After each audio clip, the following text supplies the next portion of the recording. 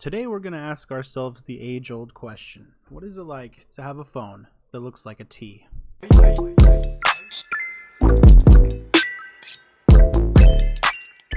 How's it going, everybody? My name is May, and today I'm going to be talking about the LG Wing. So, if you don't know me, I'm a Twitch streamer who streams every Thursday, Friday, Saturday, and Sunday nights at 10 p.m. Mountain Standard Time. That's Phoenix time, if you're looking it up on Google. But today we're going to go in depth on this phone. I did a recent video that did really well, and I just wanted to go in depth and talk about what life is like with this phone as your daily driver. This is the phone I've been using for about 15 days now, so I want to give you guys a little forewarning if you're going to get it, and give it a lot of praise because it does a lot of stuff that a lot of other phones don't do. But just before I get started, I just wanted to let you guys know that I'm going to be trying to go over every single piece of information that I can on the phone, giving it a full-length review. I might not hit every single thing though, so please, if you have any questions, just comment down below and I will answer them within a couple of hours. Again, this phone I've been using for about 15 days in a row as my daily driver phone, so I know all the ups and downs of it by now. I know all the workarounds, and so yeah, let me go ahead and start showing you some stuff. So here, what I'm showing you guys is just the versatility that you can have on the phone. You can have a video playing on the small screen, and maybe you're doing something like Discord on the top screen, which is what I choose to do here. And basically, you can switch it up as well. You can use both screens at the same time. My internet's a little bad, so everything's lagging a little bit, but when you're doing everything, you can even close the bottom screen and then reopen it at a later time, and it'll save your progress either in a game that you're playing, or when you're watching a video, it'll open to the exact same point in time when you left off on the video, which is really nice. And yeah, so that's just me showing you that you can have a video on the top screen and Discord on the bottom, or vice versa. You can have a video on the little screen.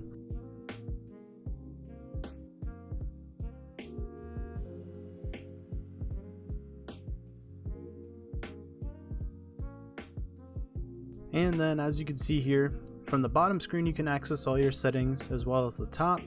A cool one that I like to use is the little trackpad here.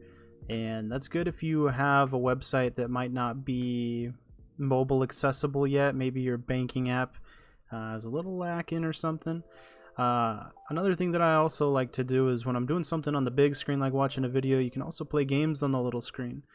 Sometimes they don't work when you flip the screen over, so you're doing something and it's like the side view. But yeah, you can play games, you can go through all your social medias, and there's me going to Reddit.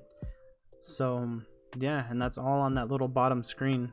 It's a very handy little screen. You can even access your settings, and you can again use it while you're watching a video to use both screens at the same time. It's a pretty nice little utility there. And another thing I know I'm going to get some questions on is how to get accessibility to the second screen apps. So you're going to press the little 3-dot button up there and hit second screen apps, and then you can scroll through all of your apps that you want compatible on the little screen. So next we're going to get into like the camera functionality, because I know a lot of people are going to use the camera function of the phone, which is super fun to use. But a little bit backtracking here on the Wing, essentially you can do pretty much anything you want on that little screen. I find what I do normally is I'm using my maps on the big screen, and then I use my like a video or something on YouTube while I'm driving. I'm not watching it, but just for music, so it's super easy and accessible, and it's not in that position where you have the map as your tiny little little corner area. It's more of it's a big area, and it doesn't interfere with YouTube, and same with YouTube, it doesn't, like, you can be on both apps at the same time, which is really nice. Plus the accessibility of having it as just like a normal phone to put in your pocket, and when you pull it out in public you can just go and do what you want to do real quick, and having that normal smartphone instead of a slimmer version, which is what you would get with the Galaxy Fold. It's super nice, and it feels like a solid Galaxy Note 20. Just has a little secret behind it. So what you're seeing here is me normally holding the phone, taking a video horizontally. And then here is me holding it with the T out, taking a video. And then this is the gimbal mode, so this is the one where you're able to use the joystick.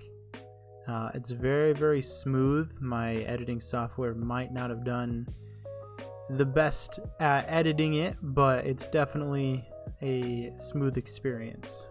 Alright, so now what you're seeing here is the back camera. These are some pictures that I took, being some flowers, picture of myself, and a close-up picture of those same flowers. And that is all using the 64 megapixel back camera. And then moving on to the front camera, the selfie cam. This is just a normal photo of me in the photo mode. And then I took a selfie photo of the picture too. It looks like it's picking up a lot of light from my desk. This is all taken on my desk. And then a little special edition of the portrait mode. And that pretty much crops out everything else other than you. It's pretty nice. So going back to the basics of the phone in general, other than all the camera and all the internal stuff, I do have some comments to say about the externals. So you guys can't see it, but when you press down hard enough, you can definitely feel the screen move a little bit. And I haven't done it too much, but it kind of feels like aggressive touch, or whatever they called it on iPhone, how the screen would indent a little bit, and that's just the phone being separated from the bottom. That's nothing to worry about. It's still sealed tight. It's just like it's not actually not doing it right now, but sometimes I have noticed when I'll press in, it kind of feels like it's moving a little bit. Another feature is, you might not be able to see it, but the sound buttons are right here, which means that if I'm watching a video in this mode, I have to kind of squeeze my fingers in here to turn the volume on and off, which makes it kind of a two-handed experience. Speaking about two-handedness, when you open it, you can do it with your thumb. Get around my camera here. Yeah, you can do it with your thumb, easy as that. Closing it, you can do it with one hand. You kind of have to be sly about it though, and put your fingers on the top and the bottom. Most of the time, however, I'll open it with one hand, and then I have to hold it right here and close it with another hand. So definitely there's a lot about it that makes it a two-handed experience, but if you try hard enough and you get a little bit of practice with it, it can definitely be a one-handed experience. One other little feature I would like to talk about is just the swiveling motion in general. I find myself constantly just in my pocket, or maybe when I'm just doing other things, just doing this. Oh, that was my microphone stand that I hit, but just flipping it open back and forth, it's a very addicting motion. And even in these 15 days, I haven't gotten over it yet. When you reach into your pocket, it's not a very, very hard swivel, but it's not soft either. It's not like if I shake it, it's gonna swivel. At the same time, it's not like, oh my goodness, I'm pressing really hard to get it to swivel. No, it's just a little calming swivel motion, and it makes it really nice to just put your hand in your pocket and just swivel it back and forth instead of taking your phone out and checking your phone every 5 minutes. Another feature which you won't be able to see on camera, but I'll try to get it, is that the bottom has a little lip to it. That bottom, that's to keep all the dust and debris out. You don't actually notice it unless you're trying to like put your fingers all over it, like what I'm doing right now. But it definitely does have a little bevel upwards to keep the dust and debris out. You can notice it more on the bottom side than you can on the sides. It doesn't get in the way of anything. I haven't noticed like a big significant, like, oh my goodness, there's iron bars sticking out of the side of my phone. But at the same time, if you look at it hard enough, you can definitely feel it. And lastly, what you might notice is on the top right there, that's actually the speaker. It's hard to see because of the lighting on my desk, but yeah, the speaker is right there. And when you swivel it, it gets closed up. So that's why they've implemented this little notch right here on the back. It's actually a cut through to that speaker, so that way when you're holding it up in this mode, you can hear it perfectly fine because it's cut out and it's not muffled.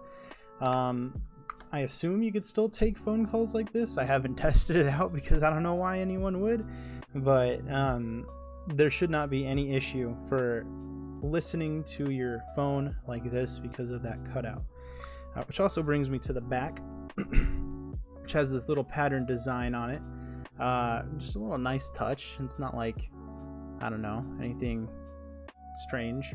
It doesn't feel like anything. It's just there to look good, so when other people see you using it, it's not bad. And yeah, it's a mirrored back because it does support wireless charging. And again, it has the fingerprint scanner in the screen, just like that. And the very last test that I'm going to do is testing out the microphone. I'll show you guys what this microphone sounds like, which is right now. I'm going to say, hello, my name is May. How are you today? On here, which you just heard, and then again on the microphone on the phone, just to see the difference. So, hello, how are you today? My name is May. Said that out of order. Hello, my name is May. How are you today? And this also gives us a pretty nice shot of the dual camera mode that you can use. And these record both at the same time. So if I want to use one, I can use one, or if I want to use the other, I can use the other, or both at the same time, just like how you're seeing it now. I just watched that video I just recorded, and I don't know what happened, but from me uploading it to the cloud and then taking it off and putting it in the video software somewhere, it did this weird buffer thing. But I promise if you come look at my phone, it definitely looks a lot better in person. That video that I took. But anyways, we were just testing the microphone out on that.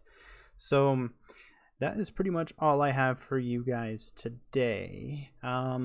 If you guys have any questions, again, please ask me in the comments. I'm a small YouTuber, so I will answer anything. I have the phone right in front of me. If you need me to do anything specific, you just let me know.